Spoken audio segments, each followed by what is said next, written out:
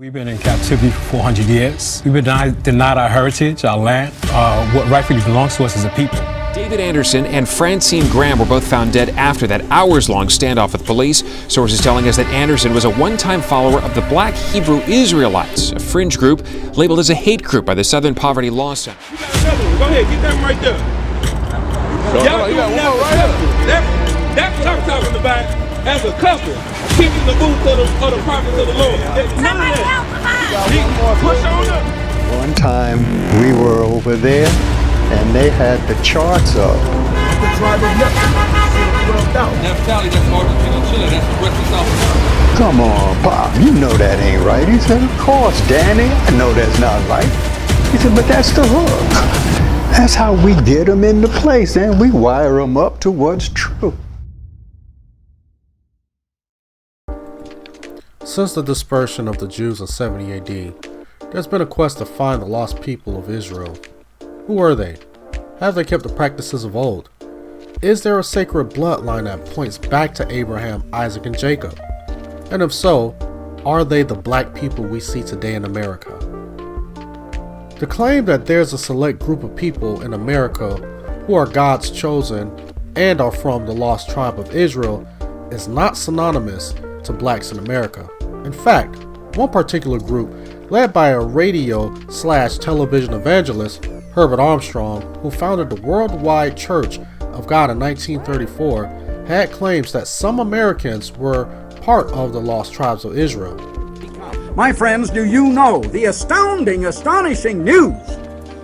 The people of the United States today are naturally, physically born Israelites. This belief is sometimes referred to as Armstrongism or British Israelism. When studying the tenets of their beliefs, you'll find Black Hebrew Israelites and British Israelism are strikingly similar. If you're interested in this topic, I urge you to study this after the video, since we won't be discussing that here. In this particular series, however, we're going to be addressing the claims that black people in America are the true Hebrew Israelites of the Bible. We're going to study science, history, and scripture to address common arguments being made about this particular claim.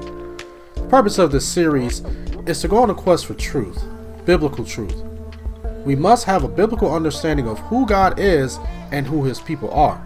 This series isn't about degrading a person's self-identification or to insult someone's adopted culture.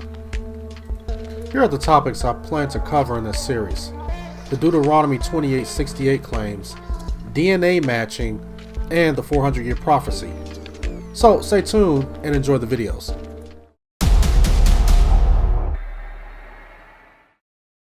The foundation of the belief that blacks in America are the true Hebrew Israelites of the Bible comes from the passage Deuteronomy 28:68, which reads in the KJV, "And the Lord shall bring thee into Egypt again with ships, by the way whereof I spake unto thee. Thou shalt see it no more again. And there ye shall be sold unto your enemies for bondsmen and bondswomen, and no man shall buy you." The key words extracted from this passage are ships and sold. The narrative is this is a prophecy concerning black people during the transatlantic slave trade. One question that is usually asked rhetorically is, what other people do you know fit those curses besides blacks in America? The first flaw in this question is assuming slavery wasn't present in the world until the transatlantic slave trade. There's plenty of evidence where the Romans and Arabs practiced slave trading almost 1,000 years prior. Secondly, for those who agree slavery isn't synonymous to the transatlantic slave trade, but still adhere to the argument, believe blacks were the ones commonly transported by ships more than anyone else in history. This again is another fallacious argument, since it is recorded that Arabs and Romans transported slaves by ships, since that was the common way to travel long distances during that time period. And the third flaw to push their narrative is about the text referring to the Israelites being forcefully brought back to Egypt on ships to be sold. A close reading of the text indicates the Lord, not their oppressors, would bring them back to Egypt when we read the modern translations. Another common argument is the word Egypt is metaphorical to bondage and it is not the physical location the Most High was referring to. When we go back to the passage, notice the phrases. And the Lord shall bring thee into Egypt again with ships, by the way whereof I spake unto thee. Thou shalt see it no more again. This was a reference to Deuteronomy 17:16, which referenced physical Egypt, not a metaphor for bondage.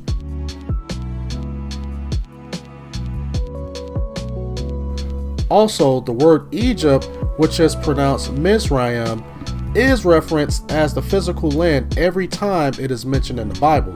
Again, not a metaphor for bondage, and that is found nowhere in Scripture. Finally, let's examine the last part of the passage, which states, "And there ye shall be sold unto your enemies for bondmen and bondwomen, and no man shall buy you." That has to be one of the clearest indications that this passage isn't referring to blacks of the transatlantic slave trade. Nowhere in history during that time period was it ever recorded blacks willingly offered themselves as slaves to Europeans and no one bought them. In fact, quite the opposite happened, as it is recorded throughout history. In conclusion to this part of the video series, we can clearly see with the correct reading of Deuteronomy 28:68 in this context, this is in no way a reference to blacks during the transatlantic slave trade.